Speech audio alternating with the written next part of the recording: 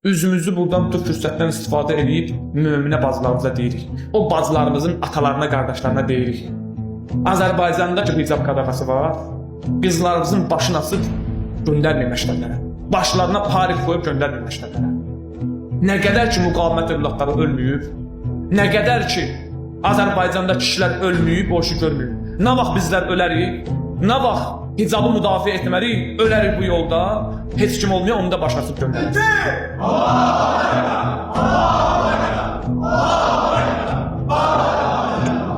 Təsəvvür edin, indi görün, hicab müdafiəçisinin nə qədər Allah yanında hörməti var. Qeyrət müdafiəçisinin, cəmaatın namusunu qoruyanın Allah qatında görün nə qədər hörməti var. Bugün də cəmiyyətimizdə bu problemlər var. Bugün də hicab müdafiə olunmalıdır, qeyrət namus müdafiə olunmalıdır. Əgər kim bu məsələdə səhlənkarlıq edirsə, kim bu məsələdə bivez qalırsa, biganə qalırsa, deyir, mənim nə işimə qalır, bilsin səhv etdi. Bütün Həzrət İbrahimin xəttindən.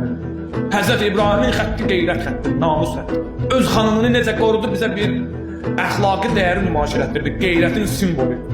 İndi bizdən onu tələb eləmirlər ki, bizdən tələb edirlər ki, başımız bağlı olsun. Xanımlarda din başlarını bağlasınlar. Allah rəhmət eləsin şəhid mütəlliyə. Çox dəyərli bir fikir səsləndirdi hicab üçün. Dedi, hicab qadının türməsi deyil ki. Bəziləri hicabı o qapalı türmə kimi bənzədirlər. Türməyə bənzədirlər, türməyə salır. Xeyr, şəhid mütəlli buyurur, hicab qadının türməsi deyil, əksinə onun qalasıdır. Necə insanlar düşmənlərindən qorunmaq üçün qalaya sığınırlar, qadınlar da naməhrəm kişilərin xəyanət baxışlarından, onların saçlarına və bədənlərinə baxılmasından qorunmaq üçün hicab qalasına sığınırlar. Yəni hicab böyük bir dəyərdir. Qeyrətin, namusun simvoludur. Günlərin hər bir kişi bunu bilməlidir.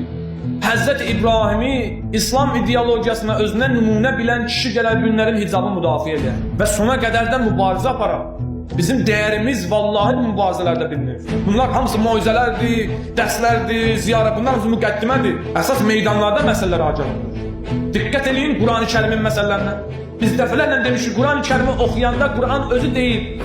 Bu hekayətlərə ibrət, xarakteri nəzərlə baxın. Bunlar hamısı hadisələr ibrətlə dolu hadisələrdir. Quran nədən söhbət edir? Quran həmişə cəmiyyətin aktual olan mövzularına söhbət edir. Öz zamanında aktual olan mövzu nə idi? Diri-diri qız uşaqlarını dəfn edirdilər. Quran ora toxundu. Əyi zəmbin qutilət. Hansı günaha görə bu qız uşaqlarını öldürür? Hansı günaha görə? Dünən qız öldürən var cəmiyyətimizdə. Qız dəfn edən var. O cür nə yoxdur ki, başqa. Yəni Quran nə öyrədir bizə? Yəni cəmiyyətin aktual olan mənfi işlərinə fikir bildirməlisən. Narahat olmalısan. Əgər o vaxtı qız uşaqların diri-diri dəfn edirlərsə, bu günlərin bizim alimlərimizi, ziyalılarımızı, inanclarımızı həmin o işıqlı qəbirstanlığa salırlar, türmələrə. Bi-əyyi zənbin hubisu.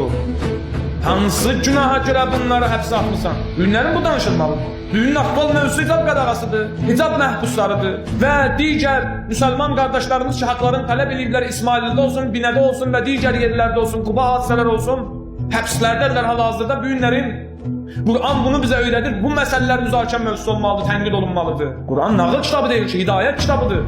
Quran bunları bizə nəql edir, yəni hər cəmiyyətimizdə aktual olan problemlərə biganə yanaşmayın. Seyirci qismində qalmayın. Hər kim bilsin. Əgər bu məsələlərdə seyirci qismində qalacaqsa, həmin o adamlar ki, bu zülmü eləyirlər, onlarla şərikdirlər, bunu bilsinlər.